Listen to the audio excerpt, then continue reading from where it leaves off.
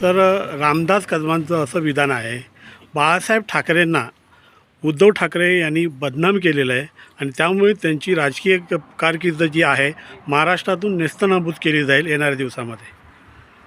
रामदास कदमांना माझा इशारा आहे की त्यांनी आपलं आत्मचिंतन करावं.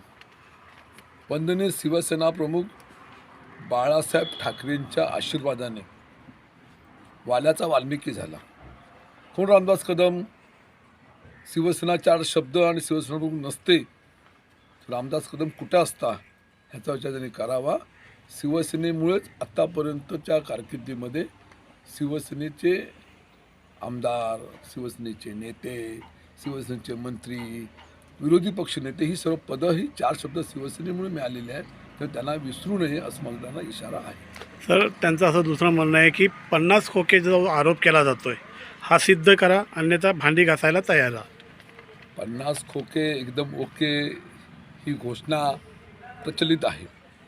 त्याच्यापेक्षा वंदनीय शिवसेना प्रमुख बाळासाहेब ठाकरेंचं आणि आमचं सर्वांचं वेगळं नातं आहे आणि त्या नात्यातून ही संपूर्ण कोकणामध्ये शिवसेना वाढलेली आहे.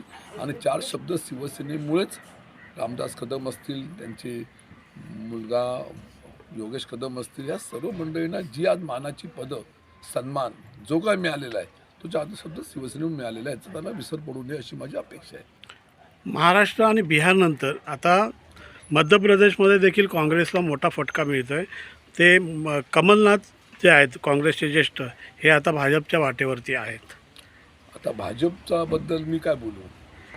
नरेंद्र मोदी या देशाचे पंतप्रधान आहे. प्रत्येक राज्यातून त्यांना ईडी लावायची, त्यांनी अँटी करप्शन विरुद्ध चौकशी मागे लावायची, इन्कम टॅक्सची लावायची, सेल टॅक्सची लावायची, विविध केंद्रीय यंत्रणा मागे लावायच्या आणि ते प्रत्येक राज्यातून माणसं भाजपमध्ये घ्यायची आणि तिथून त्यांना अभय द्यायचं आणि भाजपमध्ये गेले की सर्व वॉशिंग मशीनसारखे धुतल्यासारखे स्वच्छ होतात. ही वस्तुस्थिती आहे. म्हणून त्यांचा तो प्रयत्न आहे. त्यांना 2024 सालच्या निवडणुकीमध्ये त्यांचा पराभव हा अटळ आहे. पायाखालची त्यांची वाळू सरकलेली आहे आणि म्हणून त्यांनी ते इतर पक्षातले लोक घ्यायचा त्यांनी प्रयत्न सुरू केला, पण कोणताही परिणाम होणार नाही.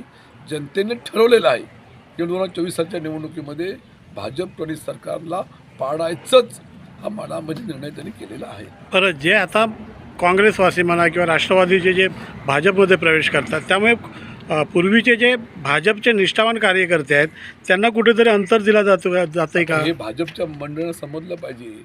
कोकणातले एक नेते भंडारी साहेब, त्याच्या मुलानेच आता विधान केलं आहे. एवढी वर्ष बाबांचं नाव प्रत्येक वेळेला विधान परिषदला, राज्यसभेला असायचं आणि अंतिम टप्प्यामध्ये हे नाव त्यांचं कट व्हायचं. त्यांनी त्यांच्या आरोपी म्हणजे घरचा आहेर त्यांना भंडारींच्या मुलांनी दिलेला आहे.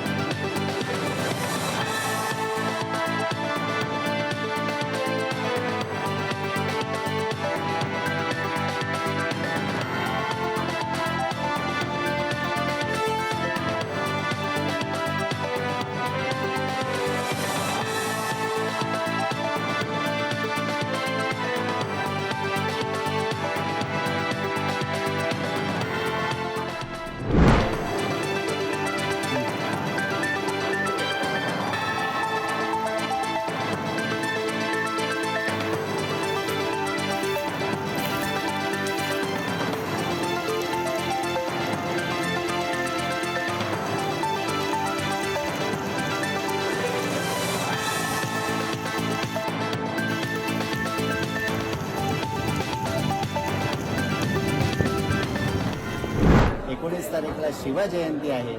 मोठ्या प्रमाणामध्ये सगळे गोमंतकीय भगवा परत होणार आहे. जसा 22 जानेवारीला झाला, आता परत एकदा भगवा होणार आहे तो शिवजयंतीच्या दिवशी. आणि 18-19 तारीखला तर मला सांगितलं की CMने शासकीय जो आधार आहे हा या शिवजयंतीच्या कार्यक्रमांना दिलेला आहे. त्याचा मोठा कार्यक्रम जो आहे तो डिचोलीमध्ये पण होतो आहे, साखळीमध्ये पण होतो आहे, वेगवेगळ्या ठिकाणी होतो आहे. हे सगळं सुचिन्ह आहे. समाजाला सोबत घेऊन समाजाला उत्तम आदर्श त्यांच्या डोक्यात रुजवण्याचं हे काम आहे. आणि म्हणून CMना खूप खूप आशीर्वाद. शिवजयंतीच्या कार्यक्रमात सगळ्या हिंदू समाजाने झोकून द्यावं, सगळीकडे शिवबाचा आदर्श उभा करावा.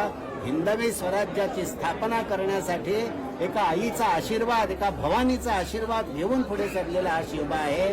तर जय भवानी जय शिवाजीचा नारा उद्घोषित करत आपण सगळ्यांनी गोमंतकामध्ये ज्या पद्धतीने आम्ही हिंदू एकत्रित व्हायला पाहिजे आणि रामराज्याची संकल्पना साकार करायला पाहिजे, त्यासाठी 18 आणि 19 तारीखला जो शिवजयंती होते आहे त्याच्यात आपण मोठ्या संख्येने हिंदू समाजाने सक्रियपणे आपल्या छोट्या छोट्या मुलांना त्याच्यामध्ये सहभागी करून घ्यावं आणि आपल्या या गोमंतकाला आणि पर्यायाने आपल्या राष्ट्राला एक सुखी आणि डेव्हलप्ड अशा प्रकारचं राज्य किंवा राष्ट्र उभं करण्यासाठी योगदान द्यावं. जय श्रीराम. टाइम्स डिजिटलला लाईक करा, सबस्क्राईब करा, शेअर करा आणि बेल आयकॉन दाबायला विसरू नका. पाहत रहा टाइम्स डिजिटल.